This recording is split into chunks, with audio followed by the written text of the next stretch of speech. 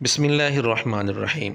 ایک ماہ پہلے جبرار بھائی کو انٹرویو دیتے ہوئے مرزا جی نے ایک بریلوی عالم بغدادی صاحب کے حوالے سے ایک بات کی تھی کہ انہوں نے ایک حدیث کے لیے حوالہ بخاری کا دیا ہے، جبکہ یہ حدیث صحیح مسلم میں ہے، تو یہ ان کا جھوٹ ہے۔ ان کا حال یہ ہے کہ انہوں نے میرے خلاف ویڈیو ریکارڈ کرائی ہے اور انہوں نے کہا کہ جی ہوں مرزا جیل میں بولے گا اور کتے سے دماغی پونکڑے تو زبان کچھ ہی نہیں ہے، اور اس کے آگے وہ کہتے ہیں کہ تم انہوں جواب دے کہ بخاری چ حدیث کیوں لکھی ہے کہ نبی علیہ السلام نے امامت کی، تو وہ جھوٹ نکلا ہے، وہ بخاری میں ہے ہی نہیں حدیث، وہ مسلم شریف میں ہے۔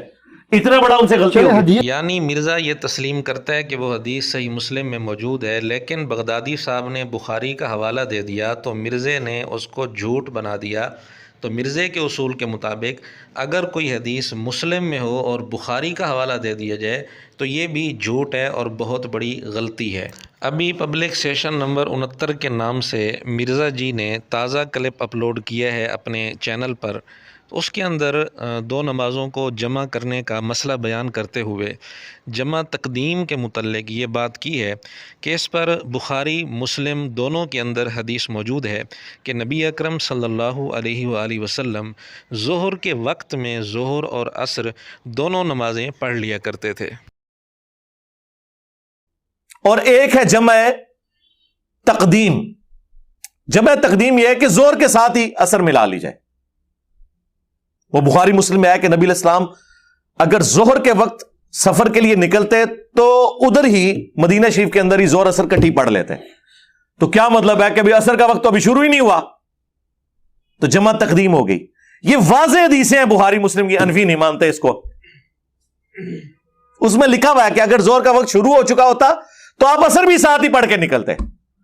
اب حنفیوں کی تو موت ہوگی نا اس حدیث کی وجہ سے، کیونکہ یہاں تو جمع سوری ہوئی نہیں ہے، زور کا وقت داخل ہوا ہے۔ جی ناظرین، آپ نے سن لیا مرزا کتنے دھڑلے سے یہ بات کر رہا ہے کہ جی واضح حدیثیں ہیں، بخاری مسلم میں ہیں، اور یہ جمع سوری نہیں ہے بلکہ ظہر کے وقت میں ظہر اور عصر دونوں نمازیں پڑھی گئی ہیں، یہ حدیثیں حنفیوں کے لیے موت ہیں، یہ ہے وہ ہے۔ حالانکہ حقیقت یہ ہے کہ بخاری مسلم میں کوئی حدیث ایسی نہیں جس کے اندر یہ بات موجود ہو کہ ظہر کے وقت میں حضور علیہ الصلوۃ والسلام نے ظہر اور عصر دونوں نمازیں پڑھی ہوں۔ اور اس سے بھی بڑھ کر عجیب بات یہ ہے کہ مرزے نے اسی کلپ کے اندر اسی جگہ بخاری کی ان حدیثوں کو ڈسپلے بھی کرایا ہے، وہ ہم آپ کے سامنے پیش کر دیتے ہیں۔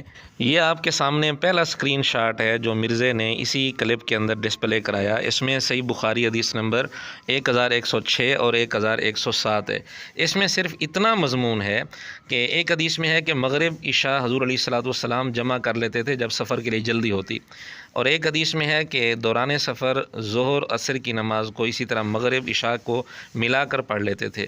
یہ بات تو اس میں ہے ہی نہیں کہ ظہر کے وقت میں ظہر اور عصر دونوں کو جمع کر لیتے تھے۔ یہ ہے دوسرا اسکرین شاٹ جو مرزے نے دیا ہے، یہ صحیح بخاری حدیث نمبر 1111 ہے۔ اس میں آپ غور کریں، آپ حیران رہ جائیں گے۔ اس کے اندر کیا لکھا ہے؟ اس میں لکھا ہے نبی پاک صلی اللہ علیہ وسلم جب زوال آفتاب سے پہلے سفر کا آغاز کرتے تو نماز ظہر کو عصر تک مؤخر کرتے، یعنی ظہر کی نماز اس وقت نہیں پڑھتے تھے، سفر کرتے رہتے تھے، عصر تک ظہر کو لے جاتے، پھر ظہر اور عصر دونوں کو ملا کر پڑھتے تھے۔ اس میں یہ بات آ گئی کہ ظہر کو عصر تک مؤخر کر کے پڑھتے تھے، تو یہ جمع تقدیم نہ ہوئی۔ آگے دیکھیں کیا لکھا ہے کہ جب سورج ڈھلنے کے وقت سفر شروع کرتے، یعنی جب سورج ڈھل چکا ہوتا تو اس وقت نماز ظہر پڑھ کر اپنے سفر پر روانہ ہوتے۔ اس میں یہ بات بڑی قابل غور ہے کہ جب سورج ڈھلنے کے وقت سفر شروع کرتے تو نماز ظہر پڑھ کر سفر پر روانہ ہوتے، یعنی اس میں عصر کا تذکرہ نہیں ہے، صرف ظہر کا تذکرہ ہے کہ آپ علیہ الصلوۃ والسلام ظہر پڑھ کر روانہ ہوتے۔ جمع تقدیم اگر آپ نے کرنی ہوتی تو ظہر کے ساتھ عصر بھی آپ اسی وقت پڑھ لیتے۔ یعنی اس حدیث سے تو احناف کی تائید ہو رہی ہے کہ جمع تقدیم درست نہیں ہے، ورنہ یہاں جب سورج ڈھلنے کے بعد آپ نے سفر شروع کیا تھا تو ظہر کی نماز جب پڑھی تھی عصر کی نماز بھی ساتھ پڑھ لیتے، لیکن یہاں صرف ظہر کا تذکرہ ہے۔ اس سے احناف کے مسلک کی تائید ہوتی تھی کہ جب سورج ڈھلنے کے بعد سفر شروع کرنا ہو تو ظہر کی نماز اگر شروع وقت میں پڑھی جائے تو پھر اس کے ساتھ عصر کی نماز نہ پڑھی جائے، کیونکہ عصر کی نماز کو عصر کے وقت میں پڑھا جائے گا۔ ہاں البتہ ظہر کی نماز ظہر کے آخر وقت میں پڑھی جائے تو آخر وقت میں ظہر کی نماز اور عصر کے شروع وقت میں عصر کی نماز پڑھی جا سکتی ہے۔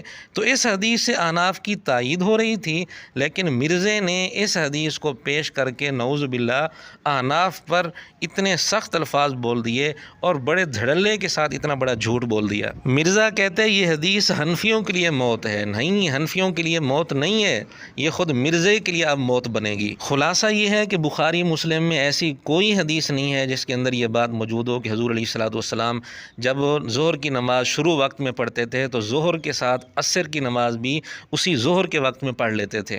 اور بڑی عجیب بات ہے، مرزے کا دعویٰ یہ ہے کہ دنیا کا کوئی بھی ایشو ہو، برننگ ایشو کے طور پر، ہمیں پتہ ہوتا ہے کہ اس کی صحیح حدیث کہاں ہے، ضعیف حدیث کہاں ہے۔ ہم تو دنیا کا کوئی بھی ایشو جو برننگ ایشو کے طور پر ہو، اس کی حدیث اگر آپ ہم سے پوچھتے ہیں، ہمیں پتہ ہوتا ہے کہ اس کی صحیح سند کہاں پہ ہے، اس کی ضعیف سند کہاں پہ ہے، اس کی سماع کی تصریح کہاں پہ ہے، کیونکہ یہ فیلڈ ہے نا یار، اس میں ٹائم لگایا ہے اس فیلڈ میں۔ مرزا جی برننگ ایشو کو چھوڑو، یہ وہ مسئلہ ہے جو آپ سال ہا سال سے بیان کر رہے ہیں، نمازوں کو جمع کرنے والا مسئلہ۔ اس کے متعلق آپ کو پتہ نہیں ہے کہ بخاری مسلم میں کیا لکھا ہوا ہے؟ بخاری مسلم دونوں پر آپ نے جھوٹ بول دیا، پھر یہ کہتا ہے میں نے اس فیلڈ میں ٹائم لگایا ہے۔ میرے خیال میں یہ بخاری مسلم سامنے رکھ کر ڈرامہ دیکھنے میں مصروف ہو جاتا ہوگا۔ بہرحال مرزے نے جھوٹ تو بول دیا، بلنڈر تو کر دیا، لیکن جب مرزے نے یہ کلپ تیار کیا اور اس میں حدیثیں ڈسپلے کرائیں تو یہ دو حدیثیں بھی ساتھ ڈسپلے کرائیں، جبکہ ان دو حدیثوں کا مرزے والی بات سے کوئی تعلق تھا ہی نہیں۔ یہ اس لیے ڈسپلے کرائیں تاکہ یہ پتہ چلے بخاری مسلم کی حدیثیں، جو میں نے نام لیا ہے بخاری مسلم کا، تو حدیثیں ہیں صحیح، لیکن وہ جو مرزا بات کر رہا تھا وہ بات بخاری مسلم میں تھی نہیں۔ اس لیے مرزے نے پھر اس کے بعد دو اور حدیثوں کو ڈسپلے کرایا، ترمذی کی اور ابو داود کی حدیث۔ جب مرزا یہ کلپ تیار کرا رہا تھا، مرزے کو چاہیے تھا کہ یہ حصہ کاٹ دیتا، کیونکہ اس میں بخاری مسلم کا اس نے نام لیا ہوا ہے، بخاری مسلم کے اندر یہ حدیث تھی نہیں۔ یہ خود مرزے کے اصول کے مطابق بخاری مسلم پر جھوٹ ہے، کیونکہ مرزا بغدادی صاحب کے متعلق یہ کہہ چکے ہیں، وہ تو مسلم میں موجود تو تھی نا حدیث، صرف انہوں نے حوالہ دیا تھا بخاری کا، اور اس نے جو حدیث پیش کی ہے یہ نہ بخاری میں ہے نہ مسلم میں ہے، اور حوالہ اس نے دونوں کا دیا ہے۔ اس لیے یہ مرزے کی ذمہ داری ہے کہ وہ اس جھوٹ سے توبہ کرے۔